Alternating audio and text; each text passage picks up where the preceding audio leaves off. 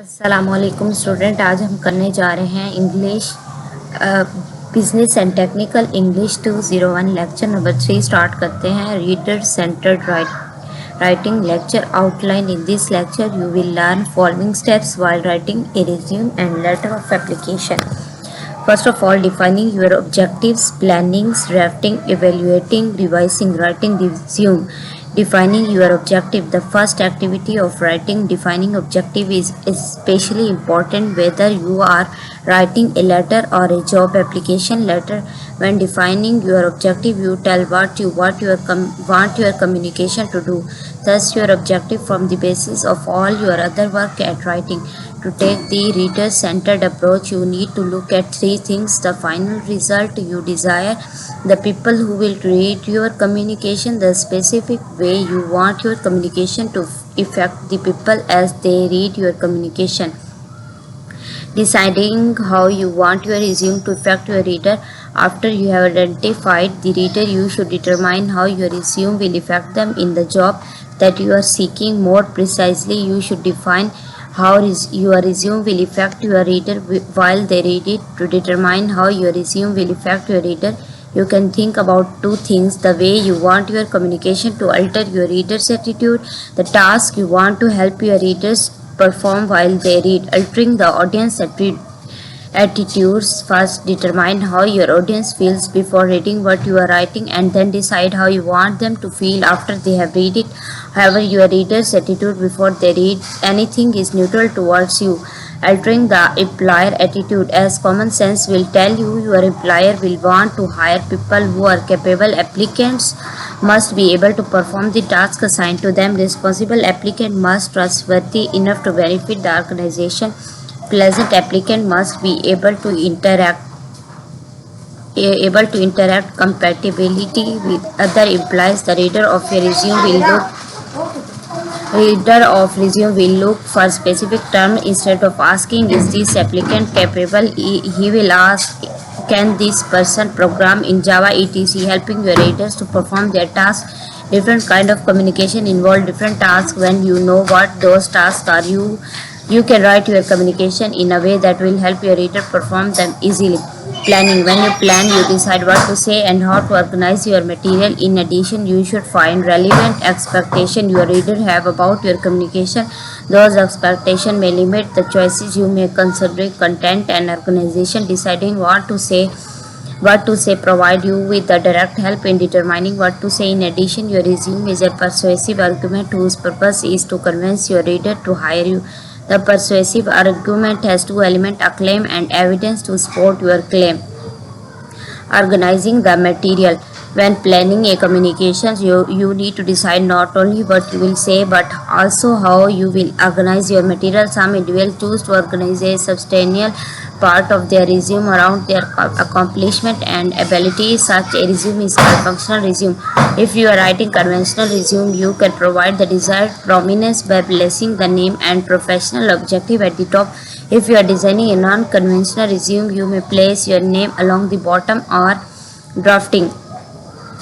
When you draft your transform your plan, notes, outlines, and ideas into a communication for your resume that you create at work, you must not only draft a prose but also draft the design, the visual appearance of your message.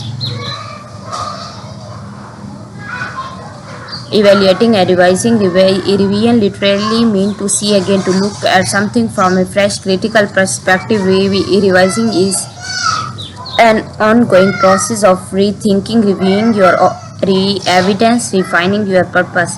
Lecture number 4, audience analysis. Lecture outline. In this lecture, you will learn about audience analysis, target audience, writing for expert, types of expert, general expert, specific expert. Audience is use of document. Target audience is a specified audience of demographic who message is designed. Your target audience consists of the individual groups, communities, and the bodies of decision maker who can influence your target. Your target is the individual or individual who are mixed of group of audience may be based on expert, technician, manager, and layperson. Target your audience by identifying audience type, characteristic, and the level of expertise. Determine your audience need by assessing their expertise and their purpose in reading the document. Determine document density. People read technical document for different reasons and readers have varying level of technical expertise. To be effective, technical writing must target its audience or audiences. Target your audience by identifying your audience type and the level of expertise, your audience purpose in using the document, and your audience attitude toward both you and content of your documents. Writing for expert distinguish between two types of expert, general expert and specific expert. Student, अगर आपको video अच्छी लगे तो please channel को like और subscribe करें. General expert possesses extensive knowledge about a field in a general, but they might be unfamiliar with particular technical terms, specific equipment, or research advices in your document. Subject matter specific expert, on the other hand, share or surpass your knowledge about a document subject matter. Audience use of document expert read technical and scientific document for a variety of purposes to maintain and expand their own general expertise, to obtain a specific answer to their own research and writing, to evaluate a document technical or scientific content. Keep introduction. Lecture number 5 start करते हैं. Effective communication. Defining your communication objective. Defining objective, determining what your document need to accomplish to be successful. Defining the objective of your communication is extremely important. Defining objective has a strong link with the audience analysis is covered in the last lecture. Document purpose to provide information, to give instruction, to persuade the reader to enact or prohibit something. What should you keep in mind while writing a document? Make the explicit purpose clear at the beginning of your document in an abstract, executive, summary, introduction, or all these. Sometime a formal statement of the objective is called for. Student, ये video अगर आपको अच्छी लगे तो please like और subscribe करें. ये English के आप लोग इस लेक्चर को अच्छी तरह प्रिपेयर करके मिड टर्म में जा सकते हैं, तो आपका इंशाल्लाह 100% रिजल्ट आएगा. What does explicit purpose of a document mean? Explicit purpose means the purpose which is clearly stated. As discussed earlier, most scientific documents have their principal purpose, one or more of the following action: to provide instruction, to give instruction, to persuade the reader to enact or prohibit something. Document that provide information.